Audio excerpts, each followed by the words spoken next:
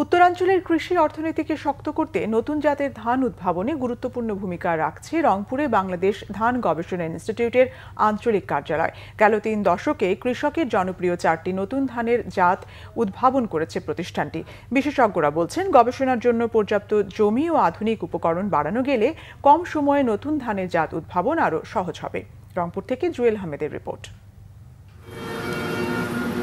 সবুজ সতেজ যে ধানের গুছে বাতাসে দোল খাচ্ছে তা উদ্ভাবনী ধান।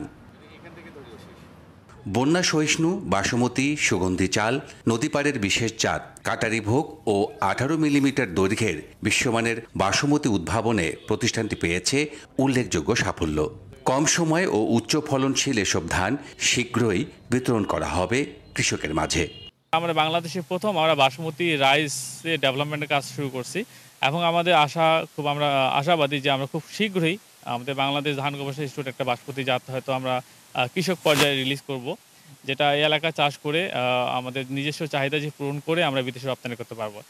গবেষকরা বলছেন, জলবায়ু পরিবর্তনের প্রভাব মোকাবেলায় এসব নতুন জাত কৃষকদের জন্য আশীর্বাদ হবে। জমি সংকট কাটিয়ে আধুনিক প্রযুক্তি ও জিনগত সংমিশ্রণ বাড়ানো গেলে আরও দ্রুত নতুন জাত নির্ধারণ সম্ভব। এতে ধান উৎপাদন যেমন বাড়বে, কৃষকের আয়ও বাড়বে।